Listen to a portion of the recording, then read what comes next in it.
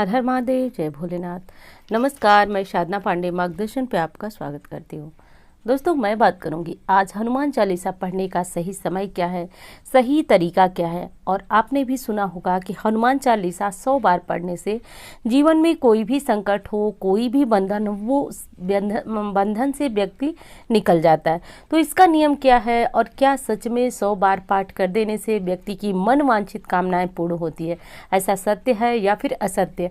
क्या आप इसको पढ़ सकते हैं, नहीं पढ़ सकते? तो जो भी आपके मन में इस बात से जुड़े हुए प्रश्न हैं, उन सभी प्रश्नों का उत्तर इस वीडियो में मिलेगा। दोस्तों, कहा जाता है कि भगवान भोलेनाथ के अंशा अवतार जो है महावीर जी माने जाते हैं। और हनुमान जी की ऐसी विशेषता है कि वो आज भी कलयुग में सशरीर जीवित है। कुछ भक्तों का ऐसा मानना है कि उन्होंने हनुमान जी की शक्ति को प्रत्यक्ष रूप में महसूस किया है। एक चीज़ और बता दूं दोस्तों कि कहा जाता है कि सबसे जागृत देवता यानी कि शीघ्र प्रसन्न हो जाने वाले धरती लोक के देवता महावीर जी हैं, यानी हनुमान जी हैं। शास्त्रों की ऐसी मान्यता है कि माता सीता से ये वरदान लिए हैं कि जहाँ भी राम कथा होगी, राम कथा का मतलब जहाँ भी रामायण हो रहा है, हरि कीर्तन हो रहा है, जहाँ भी प्रभु श्री राम के नाम का स्मरण होगा, वहाँ ये ज़रूर आएंगे। ऐसा माता सीता से इन्हें वरदान है। तो अब आप समझ सकते हैं कि भगवान हनुमान जी की आराध्य देव माता सीता और श्री राम रह चुके हैं, और इनकी कही हुई वाणी, इनका दिया हुआ आशीष कभी निष्फल नहीं जाता है। कुछ भक्तों का ऐसा मानना है कि वो हनुमान जी को प्रत्यक्ष रूप में अपने साथ महसूस करते हैं। तो चलिए, ये तो उनकी बात हो गई। अब हनुमान चालीसा आप बहुत दिनों से पढ़ रहे होंगे। कब पढ़ रहे हैं, क्या कर रहे हैं, क्यों जीवन में आपको तकलीफ है? क्योंकि हनुमान चालीसा में तो ये पूरी तरह से लिखा गया है, दावा किया गया है। तुलसीदास जी ने कहा है कि जो हनुमान चालीसा पढ़ेगा उसकी रक्षा स्वयं उमा महेश करेंगे। तो फिर ऐसा क्यों हो रहा है कि आप हनुमान चालीसा पढ़ रहे हैं और जीवन की तकलीफें आपसे नहीं जा रही है? तो देखिए, मैं गलतियां तो नहीं गिनवाऊंगी आपकी आपको कि आप कौन सी गलतियां करते हैं। बस मैं तरीका आपको थोड़ा सा बताऊंगी कि किस विधि से आप पाठ करें यदि आपको आपके पाठ का संपूर्ण फल प्राप्त नहीं हो रहा है। तो वीडियो में अंत तक बने रहिएगा, क्योंकि देखिए होता यह है कि आप बातों को अच्छी तरह समझते नहीं है, फिर कमेंट करते हैं और कमेंट में आपको कितना बड़ा आंसर दिया जा सकता है, कितना समझाया जा सकता है। तो इसलिए आप कोशिश कीजिए कि आप जो है वीडियो में अंत तक बने रहिएगा, यदि आपको ज्ञान लेना है तो चलिए दोस्तों, वीडियो प्रारंभ करते हैं। और वीडियो प्रारंभ करने से पहले आपसे एक अनुरोध है कि यदि आपको वीडियो अच्छी लग जाती है तो लाइक किया करें, क्योंकि आपके लाइक बहुत बड़ी प्रेरणा रखते हैं मेरे लिए।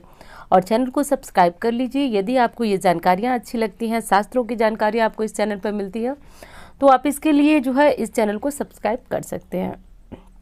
इंस्टा पे, फेसबुक पे मुझे फॉलो करना चाहते हैं तो डिस्क्रिप्शन में लिंक है, वहाँ से आप मुझे फॉलो कर सकते हैं। और मेरा नंबर है जिस पे कोई ज्योतिषी सलाह, कुंडली वगैरह दिखाना है तो आप दिखा सकते हैं। अब बात करते हैं दोस्तों हनुमान चालीसा की। देखिए, हनुमान जी का कोई भी आप पूजा करें, उपाय करें, यदि ये उपाय आप शाम के समय करते हैं तो विशेष लाभप्रद होता है। अब मैं बताती हूँ ऐसा क्यों होता है। देखिए, कहा जाता है कि पूरे दिन हनुमान जी श्री राम की सेवा भक्ति में लीन रहते हैं। रात्रि के समय वो अपने भक्तों के लिए थोड़ा समय निकालते हैं, उनके दुखों को हरते हैं, उनकी तकलीफ़ों को हरते हैं, उनके कष्टों को हरते हैं। तो इसलिए भक्तों के लिए जो विशेष अनुष्ठान का समय हुआ वो रात्रि का समय हुआ। जब आप हनुमान चालीसा पढ़ें या फिर सुंदरकांड पढ़ें, देखिए निष्काम भक्ति कभी भी की जा सकती है, जैसे मंदिर जाने का काम है। तो निष्काम का मतलब आप समझ रहे होंगे, जब हमें कुछ चाहिए, तुरंत चाहिए, तो हम उस समय का इंतजार करेंगे कि जिससे हमें त्वरित लाभ हो। और यदि हमें ऐसा लग रहा है कि बस हमें हनुमान जी की शरण में रहना है, उनकी पूजा करना है, तो इस तरह की यदि भावना है तो आप कभी भी हनुमान चालीसा पढ़ें, सुबह पढ़ें, शाम पढ़ें, कोई दिक्कत नहीं है। और एक चीज़ और बता दूं स्पष्ट रूप से, ऐसा नहीं है कि सुबह आप हनुमान चालीसा पढ़ते हैं और आपको इसका कोई लाभ ही न मिले। मैं जो बात कर रही हूँ दोस्तों, वो बस ये बात कर रही हूँ कि यदि आप किसी समस्या में घिरे हुए हैं, आप किसी समस्या से जूझ रहे हैं और उससे निपटारा आपको शीघ्र चाहिए, जल्दी से आपके हनुमान जी सुने, ऐसा क्या करें? तो बस आज वो बात मैं कर रही हूँ। यदि आपको भी लगता है आप हनुमान चालीसा पढ़ते हैं, ऑफिस जाते हैं, ड्यूटी जाते हैं और आपको लाभ नहीं मिल रहा है दोस्तों, तो आप वहाँ से आने के बाद लगभग 8 बजे के बाद आप अच्छी तरह से साफ हो जाए, स्वच्छ हो जाए, लाल आसन पहनने पर बैठ जाए, लाल वस्त्र संभव हो तो पहनने, फिर हनुमान चालीसा का पाठ करें। हनुमान चालीसा का पाठ करते समय कभी भी ध्यान ये रखना चाहिए कि मन में, जैसे हमारा मन है दोस्तों, मन का काम है भटकना, वो सिर्फ आपके साथ नहीं होता है, वो सबके साथ होता है। हमारे आपकी दुनिया में हर कोई जब माला जपने बैठे, जब पूजा करने बैठे, उसका मन कहीं ना कहीं और रास्ता ढूंढ ही लेता है। तो देखिए कभी कभी होता क्या है कि हम 2-4 लाइन 5 लाइन पढ़ते गए और हमें याद आया कि हम सोच कुछ और रहे थे, पढ़ कुछ और रहे थे। तो ऐसी स्थितियाँ यदि हमारे साथ रहती हैं तो सिर्फ हनुमान चालीसा ही नहीं, हमने कोई भी ग्रंथ पढ़ा, कोई मंत्र जपा, कोई पूजा किया, उसका फल हमें पूरा नहीं प्राप्त होता है। तो पूरी कोशिश कीजिए, मन का काम है भटकना, हमारा काम है उसे वापस ला करके उस स्थान पे लगाना। इस चीज़ को ध्यान रखिएगा, मन किसी भी स्थिति में विचलित नहीं होना चाहिए, भटकना नहीं चाहिए यदि आप हनुमान चालीसा का पाठ कर रहे हैं तो। समय मैंने बताया, उस समय को नोट कीजिए। यदि निष्काम भक्ति कर रहे हैं तो सुबह कर सकते हैं, शाम कर सकते हैं, दोपहर कर सकते हैं, कभी भी हनुमान चालीसा का पाठ कर सकते हैं। लेकिन आपको लग रहा है कि जैसे शनि की ढैया है, साढ़े साती है, या फिर मैं जिस काम को कर रहा हूँ उसमें मेरा मन नहीं लग रहा है, बहुत सारे दुश्मन हो गए, बहुत सारे कर्जे हो गए, यदि कोई ऐसी स्थिति है तो आपको जो उपाय मैं बताने जा रही हूँ वो अवश्य करना चाहिए।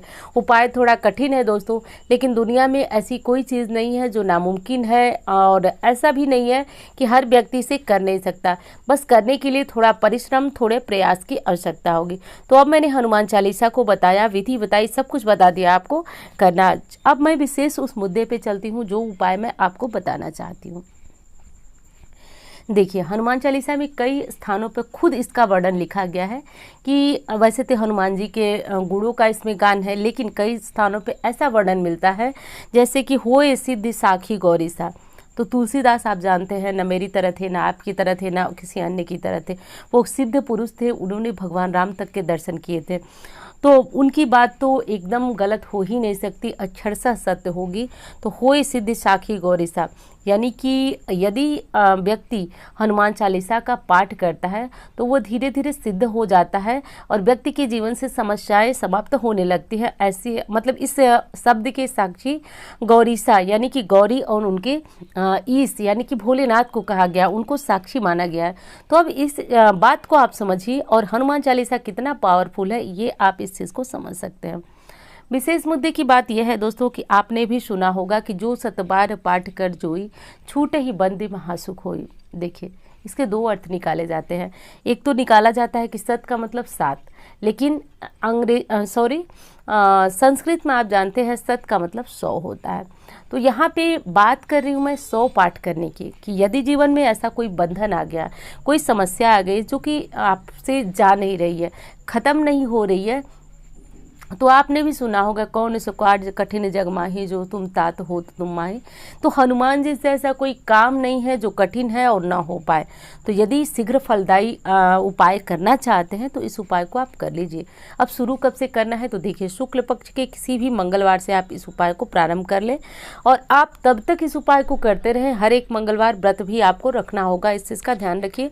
पूरी शुद्धता के साथ एक दिन पहले ब्रह्मचर्य का पालन करने, एक दिन पहले से ही लहसुन प्याज वगैरह भी एक दिन पहले से छोड़ दें। मन से, वचन से, कर्म से हर तरह से शुद्ध होना है, और आपको उस दिन व्रत रखना है। मंदिर में जाकर या फिर घर पर, कुछ लोग मंदिर में अनुष्ठान करा लेते हैं 100 पाठ करने का। जैसे कि यदि आप वाराणसी साइड से होंगे तो आप संकट मोचन मंदिर में जाते होंगे, वहाँ आए दिन ये अनुष्ठान होता है, कोई ना कोई भक्त 100 पाठ कराता रहता है। कुछ लोग विप्र यानी कि पंडितों के द्वारा, कुछ स्वयं करते हैं। तो जैसा आपको लगे, चीज़ कठिन है ये चीज़ समझिएगा। तो टाइम बहुत ज़्यादा लग जाता है हनुमान चालीसा का 100 पाठ करने में। पाठ शुरू करने से पहले लाल आसन होना चाहिए, लाल वस्त्र होना चाहिए, और एक चीज़ का और ध्यान रखना चाहिए कि एक दीपक ऐसा हो जो कि जलता रहे जब तक आपका पाठ समाप्त ना हो। बीच में आप घी, तेल इत्यादि उसमें भरते रहें। भोग में आप जो फोटो मूर्ति रखेंगे हनुमान जी के साथ साथ उसमें श्री राम भी होने चाहिए, माता सीता होनी चाहिए, तो पूरा राम दरबार होना चाहिए। उसके बाद दोस्तों एक चीज़ का ध्यान आपको और रखना है कि हनुमान जी का जो भोग प्रसाद चढ़ाएंगे उस भोग प्रसाद में बूंदी के लड्डू रख सकते हैं, जो भी आपको संभव हो चीज़ें वो रख सकते हैं, लेकिन तुलसी पत्ता ज़रूर रखिए। और तुलसी पत्ता रखने के बाद अब आपको शुरू करना है हनुमान चालीसा का पाठ।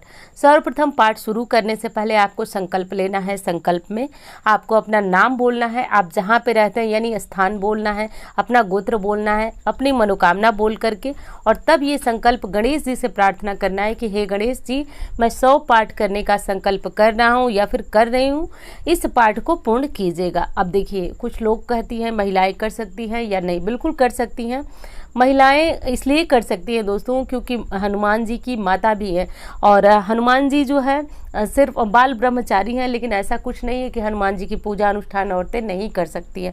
आप कर सकती हैं, कीजिए। बस इस चीज़ का ध्यान रखिए कि मंदिर में जो प्राण प्रतिष्ठित मूर्तियां होती हैं आप उनको स्पर्श नहीं करेंगी, बल्कि मैं कहूँगी कि हनुमान जी के मंदिर के जो दहलीज होती है जहाँ पे वहाँ पे ही आप रहे, मूर्ति स्पर्श बिल्कुल ना करें। तो ऐसा कर संकल्प ले ले। उसके बाद 100 पाठ एक बार बैठे बैठे ही करना होता है, तभी इस पाठ की विशेषता होती है दोस्तों। और कहा गया है कि जो 100 बार पाठ कर जोई छूटे ही बंदी महासुख होई। जिस भक्त ने 100 पाठ कर लिया वो कलयुग में किसी भी बंधन से मुक्त हो सकता है। वो बंधन हो सकता है आपके शत्रुओं का, वो बंधन हो सकता है आपके रोग का, वो बंधन हो सकता है आपके मतलब दुखों का, कोई भी हो सकता है, धन संबंधी हो सकती है, बहुत ज़्यादा कर्ज से लोग आपके ऊपर चढ़ने लगे, परेशान करने लगे, कोई भी समस्या जब सिर से ऊपर जाने लगे तो इस उपाय को आपको कर लेना चाहिए। टाइम बहुत ज़्यादा लगता है, इस चीज़ का ध्यान रखिएगा।